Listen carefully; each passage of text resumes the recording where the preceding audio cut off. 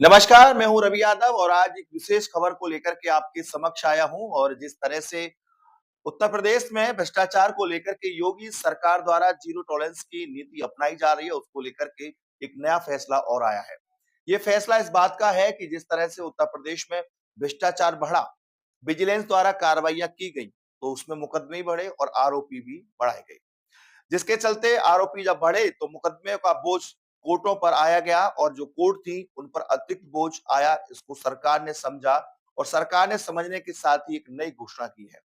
भ्रष्टाचार को लेकर के जिस तरह से उत्तर प्रदेश में कम कोर्ट है, उस सरकार ने उस चीज को देखते हुए अब उत्तर प्रदेश के 22 जिलों में नए भ्रष्टाचार निवारण कोर्ट स्थापना की संतुति प्रदान कर दी है।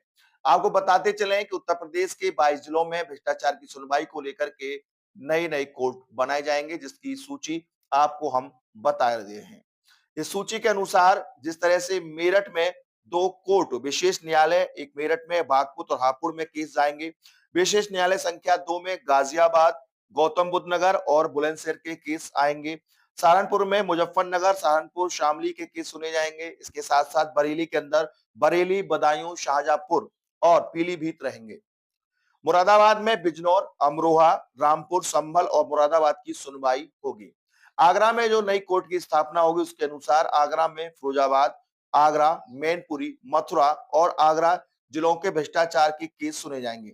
इसके अलावा अलीगढ़, कानपुर, झांसी, लखनऊ में 2 कोर्ट होंगे, जिसमें अयोध्या, प्रयागराज, बांदा, वाराणसी 2 कोर्ट, मिर्जापुर, आजमगढ़, गोरखपुर 2 कोर्ट, बस्ती और गोंडा में विशेष न्यायालय भ्रष्टाचार निवारण अधिनियम के तहत बनाए गए हैं।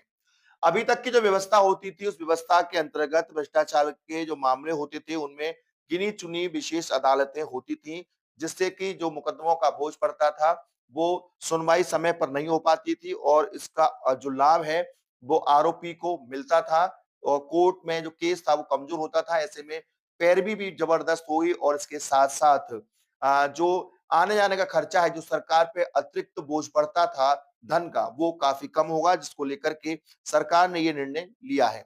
आपको बताते चलें कि उत्तर प्रदेश सरकार द्वारा विजिलेंस के माध्यम से कई भ्रष्ट अधिकारियों को, कर्मचारियों को जेल भेजा चुका है, जिसमें कि सभी विभागों के लगभग 1-2 कर्मचारी जेल गए थे, उनके खिलाफ विभिन्न कोर्टों में मुकदमे चल रहे हैं।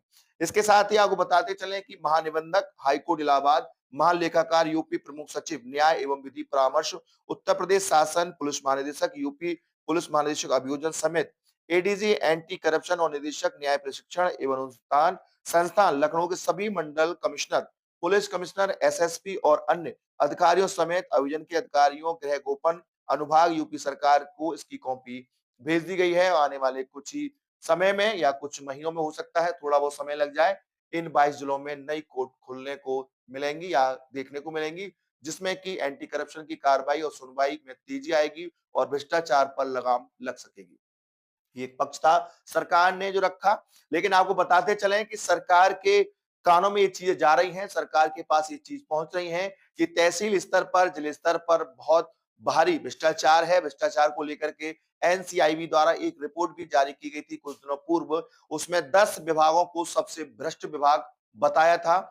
इस चीज को देखते हुए भारत सरकार, उत्तर प्रदेश सरकार ये चाहती है कि भ्रष्टाचार से आम जनमानस को मुक्ति मिले और इसी तरीके से मुक्ति दिलाने के लिए एंटी करप्शन ने पिछले साल से अपेक्षा इस वर्ष महती भूमिका निभाई और भ्रष्टाचारियों को पकड़कर जेल में भेजा और कार्रवाइयां शुरू हुई हैं। कुछ के ट्रायल भी चल रहे हैं और लोगों में एक राहत है। लेकिन कई लोगों का और आम जनमानस का ये सवाल होता है कि छोटी मछलियां पकड़ी जाती हैं, लेकिन बड़ी मछली पर कोई हाथ क्यों नहीं डालता? कुछ नियम या कायदे कानून ऐसे होंगे जो शायद बड़ी मछली पर डालने के लिए बड़े विभाग या बड़ी एजेंसियां होंगी, उनके लिए काफी मशक्कत करनी पड़ती है। लेकिन लोगों का अधिकतर ये भी कहना होता है कि यदि बड़ी मछली जाल में फंस जाए तो नीचे का भ्रष्टाचार है वो अपने आप रुक जाएगा।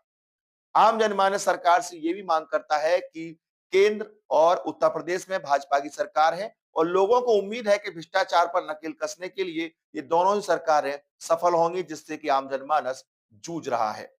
नमस्कार।